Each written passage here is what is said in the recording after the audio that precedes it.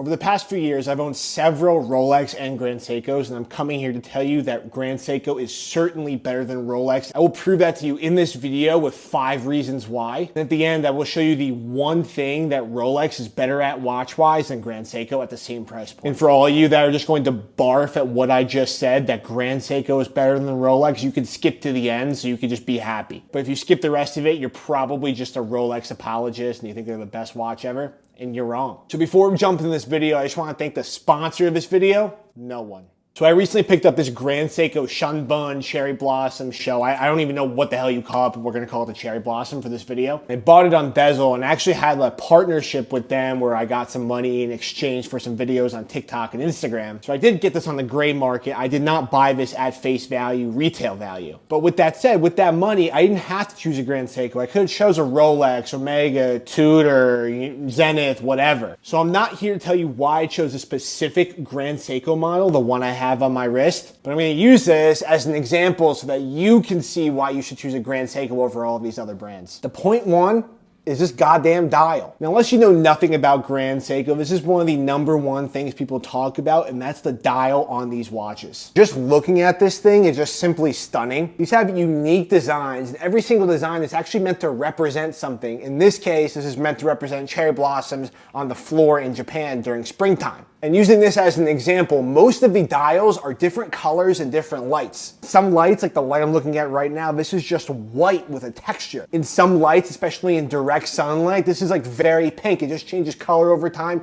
The attention to detail is there. But can you imagine if like Rolex, Omega, Tudor, Zenith, I keep using the same examples, but these brands in this price point had this kind of dial, they would probably double and triple in price, and Grand Seiko is offering it at that $6,000 mark. I think this is $6,600 retail. Now we'll get on to point 2, which is another thing everybody talks about, and that's the movement on Grand Seiko watches. Innovation and accuracy and just like the steps they're taking in the watch industry, nobody else is doing. Now this is the spring drive movement. Some people say it's a combo of quartz and mechanical, but I'm not going to get into the nitty-gritty details right now.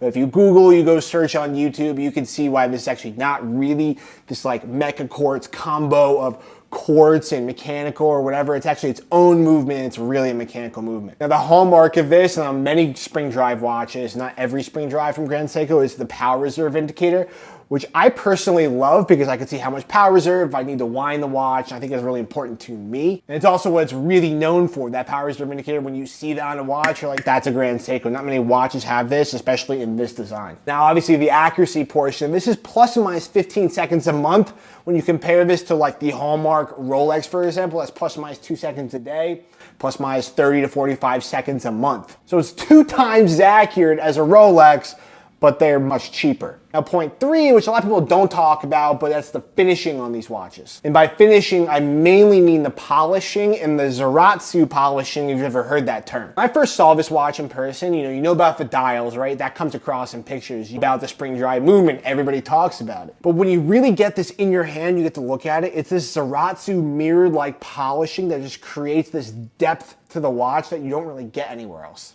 Now, if you don't know what Zuratsu polishing is, it's often called blade polishing. So it's actually the same method they used to use for Japanese swords to polish to get that like mirrored finish on parts of the watch. And it's now what Grand Seiko watchmakers use to actually polish these watches. They essentially rub the piece of metal, in this case titanium, against this like polishing wheel almost, and then that can get this mirrored finish. And it sounds simple, but it's actually very difficult. And the way you know it's very difficult, because if it wasn't very difficult, every brand would be doing this. But Grand Seiko, obviously being Japanese, is kind of in the culture. They're the only ones that can do it. It takes a lot of patience, skill. It's very easy to mess up. I don't have experience doing it, but when you read about it online, you can understand. And it's most certainly an art form. And although the spring drive movement and the dials are what Grand Seiko is known for, to me, what I was most impressed with, and what I now see Grand Seiko being known for, is the Zuratsu polishing. And not to mention, mine is actually made of titanium. On steel, this is much easier to use. Titanium is a very difficult metal to polish and finish and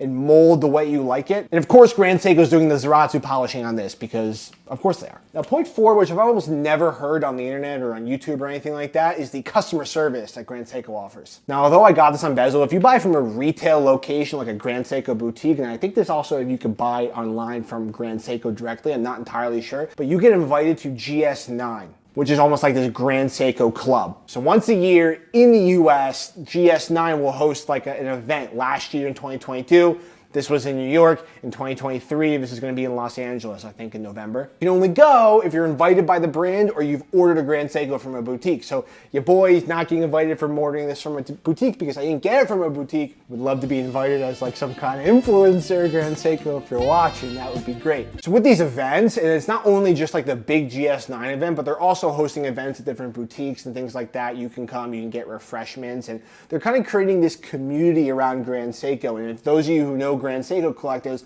they're pretty wild people. Like they'll never collect an Omega or a Rolex. They'll pretty much have like 10 Grand Seikos. You're like, that's all the same watch. No, it's not. Now, although they're just creating community, this is not technically the customer service. I will say, before I got this on bezel, I had to go try it on.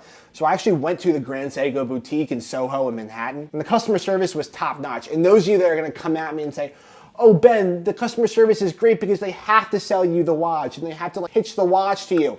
I'll tell you what, I've been to Patek and AP who you cannot go and buy a watch in, and they're way better. For example, when you go into a Rolex, a lot of them will not treat you well. Some of them will treat you well, but most of them won't. But I've been into so many Patek, AP, Richard Mille, Lange, these brands where it's very hard to get a watch and they will treat you well. They'll still give you a glass of champagne. When I was even in there, I told them I'm not buying a watch today. I'm just trying them on.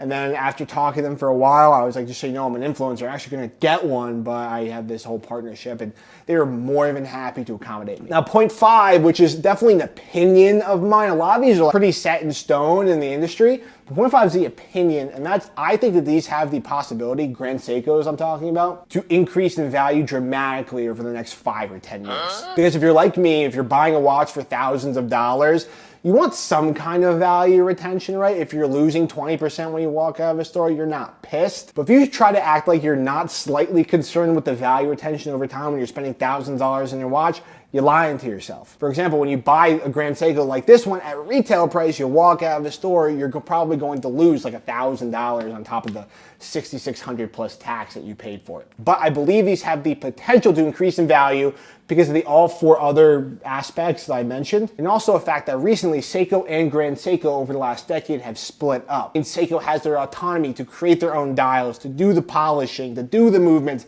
They're kind of doing everything by themselves, and the factories and everything are actually separate from Seiko. And because of that, if you talk to any collector, they will tell you that the quality and the innovation from Grand Seiko has just been dramatic over these last couple of years. So when you're comparing the value retention from a Grand Seiko from the year 2000 to now, it's a little bit different than the Grand Seikos now because the quality compared to the rest of the industry is just so much higher. Another big thing is they're producing less than 70,000 watches per year, which is the same thing as Patek and AP, whereas Rolex is producing 1 million, so over 10 times the amount that Grand Seiko, Patek, and AP are all producing. And because of the price point that Grand Seiko sits at and all these other points I mentioned, they're providing value way above their actual price. And I think once people start to catch on to this, once they start to do more innovations and things like this, I think people will realize that Grand Seiko is a legitimate brand, and stuff that you're buying now, I think will be worth much, much more in 5 or 10 years. I'll still be posting YouTube videos 5 or 10 years from now, so we can bookmark this, you can comment, remind me, whatever, and then you can come back to this and be like, he was right, or I'm a dumbass. I don't know. I promise to give you the one thing that Rolex does better, and this is besides marketing, and that's the complete obvious thing. Everybody and their mother knows about that. But that is the bracelets on these watches. On Grand Seiko, specifically the clasp lacks that micro adjust feature that you have on the Rolex, and at this price point, I think every single watch should have it. Where if it gets hot, you can expand. If it's cold, you can contract. If you're gaining weight, you're losing weight, whatever. It's just so much easier than like taking out a link. And the other thing is these bracelets don't taper. That's not an issue for me, but a lot of people, if the bracelet doesn't taper, they'll freak out. Just like that Oyster bracelet or Jubilee or President or whatever, you just feel that quality when you're wearing it, especially this titanium bracelet. Doesn't really do it for me. But like I said, all these other points absolutely dominates Rolex. So when it's 1 compared to 4, and the only thing is the bracelet, which is easily swapped out on any kind of watch, you can put rubber, leather, whatever, I'm gonna take Grand Seiko. Am I crazy or spot on? Let me know in the comments, subscribe, whatever, and go watch another one of my videos. Just go do it. Peace out.